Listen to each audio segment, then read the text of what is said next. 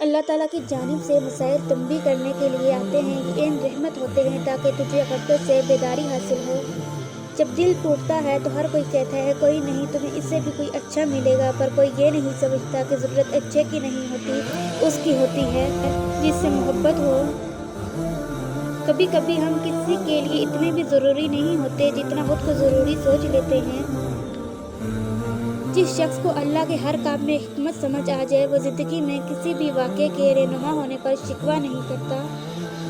حضرت علی کا فرمان ہے، جانور میں خواہش اور فرشتے میں عقل ہوتی ہے، مگر انسان میں دونوں ہوتی ہیں۔ اگر وہ عقل دبا لے تو جانور، اگر خواہش کو دبا لے تو فرشتہ۔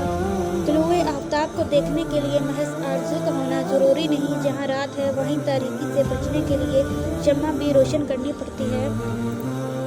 اپنی خامیاں اور گناہ دے کر پریشان نہ ہوا کریں، توبہ کریں اور پھر سے شروع کریں۔ صرف اللہ کے کرم کے ساتھ تو انسان ہمیشہ ہر نئے سرے سے شروع کر سکتا ہے۔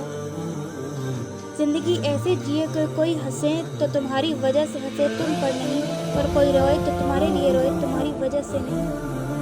پرندہ جب اڑنے کی ٹھان لے تو ہوا کو راستہ دینا ہی پڑتا ہے۔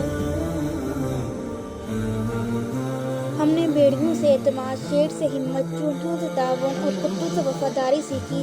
سوال یہ ہے کہ انسان نے انسان سے کیا سیکھا؟ اگر تم وہ حاصل نہ کر سکو جو تم چاہتے ہو تو اسے قبول کر لو جو تمہارے پاس پہلے سے ہے۔ زندگی میں کچھ چیزیں ایسی ہیں جو نہیں مل سکتی، چاہے ہم روئیں، چلائیں یا بچوں کی طرح ایڑیاں رگڑیں، کیونکہ وہ کسی دوسرے کے لیے ہوتی ہیں۔ پتہ نہیں کیسے پھڑکتا ہے میرا خدا، مجھے امتحان بھی لیتا ہے اور ہارنے بھی نہیں دیتا۔ زندگی میں مشکلات کا پہاڑ اکیلے سر کرنا پڑتا ہے۔ لوگ تو صرف مبارکباد دینے یا فاتحہ خوانی کرنے کے لیے آتے ہیں۔ کامیاب لوگ اپنے فیصلے سے دنیا بدل دیتے ہیں اور کمزور لوگ دنیا کے ڈر سے اپنے فیصلے بدل دیتے ہیں۔ جو شخص کسی نصب العین کو مد نظر رکھ کر کوشش کرتا ہے، اس کی محنت بار آور ہوتی ہے۔ پر پرندوں کے ہی اچھے لگتے ہیں، اگر انسان کے نکل آئیں تو وہ پھر بربادی کے عروج پر پہنچتا ہے۔ اگر نیتوں کا اثر چہروں پر نظر آنے لگتا تو معاشرے کا ہر فرد نقاب کرنے پر مجبور ہو جاتا۔ دنیا میں خوبصورت دل تلاش کرو، چہرے نہیں، کیونکہ خوبصورت چہرے تو بہت ہیں لیکن خوبصورت دل بہت کم۔ 3 چیزیں پاک رکھو، جسم، لباس اور خیالات۔ کسی کی زندگی سے یوں متاثر نہ ہو کہ اپنی زندگی سے بیزاری ہونے لگے۔ اس شخص کی کیا کیفیت ہوگی کہ جو دنیا سے بھی تک چکا ہو اور اس کے پاس آخرت کے لیے بھی کچھ نہیں ہے۔